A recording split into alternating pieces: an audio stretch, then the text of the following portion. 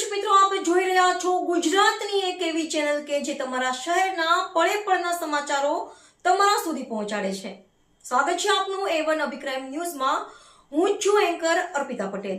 ઉપલેટા નગરપાલિકાની 17.5 કરોડની ગ્રાન્ટમાંથી ward number 9 ને બાકાત રખાતા વિરોધ. કેબિનેટ મંત્રીના કાર્યક્રમમાં રજૂઆત કરવા જઈ રહેલા AIMIMના શહેર પ્રમુખ અને નગરપાલિકાના યુવા અને સક્રિય સદસ્ય ઇમરાન મિયા પીરઝાદાની પોલીસે અટકાયત કરતા રાજકીય ગરમાવો શરૂ થયો છે.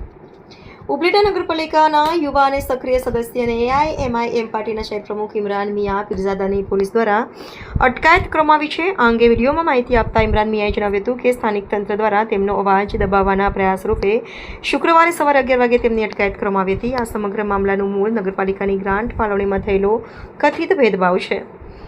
ઇમરાન મિયાના જણાવ્યા અનુસાર તાજેતરમાં ઉપલેટા નગરપાલિકાની જનરલ બોર્ડની મિટિંગમાં 17.5 કરોડ રૂપિયાની ગ્રાન્ટ ફાળવણી કરવામાં આવી હતી. આ ગ્રાન્ટમાંથી નગરપાલિકા દ્વારા વોર્ડ નંબર 1 થી 8માં કરોડો રૂપિયાના વિકાસ કાર્યો મંજૂર કરવામાં આવ્યા છે, પરંતુ કિનાખોરી રાખીને વોર્ડ નંબર 9ને સંપૂર્ણપણે બાકાત રાખવામાં આવે છે અને 1 રૂપિયાની પણ ગ્રાન્ટ આપવામાં આવી નથી. આ અન્યાય મુદ્દે તેમણે નગરપાલિકાના સ્થાનિક પ્રમુખ અને ચીફ ઓફિસરને રજૂઆત કરી હતી, પરંતુ કોઈ સંતોષકારક જવાબ મળ્યો ન હતો.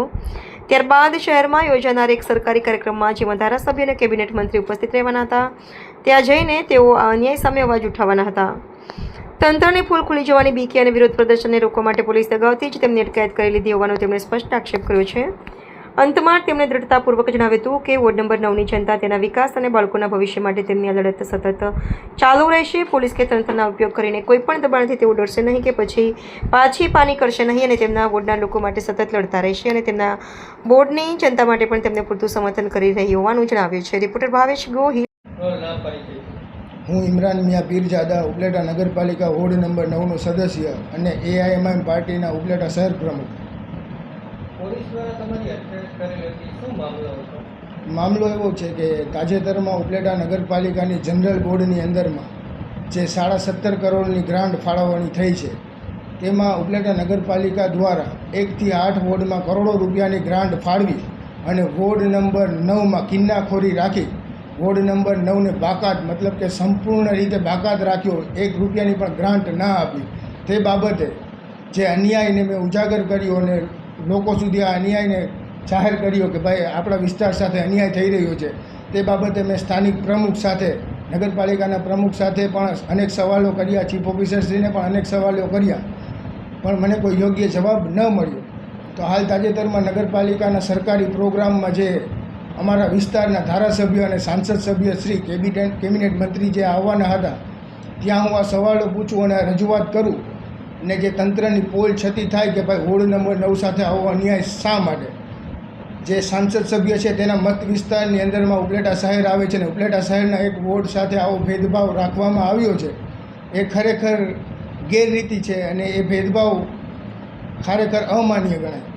તો એ ડરથી ક્યાંક ને ક્યાંક તંત્રને ડર હતો કે આ પ્રશ્ન ઉજાગર થાય એ પ્રોગ્રામમાં, અને જે તંત્રને ડર હતો એના કારણે મારે પોલીસને આગળ કરી અને સવારે 11 વાગે મારી અટકાયત કરવામાં આવી. વોર્ડના લોકોનું પણ એ જ કહેવાનું છે કે આ ખરેખર અન્યાય છે. જે જનતાના પ્રતિનિધિ તરીકે મેં જે અવાજ ઉઠાવ્યો, મારો અવાજ દબાવવાનો આ પ્રયત્ન છે.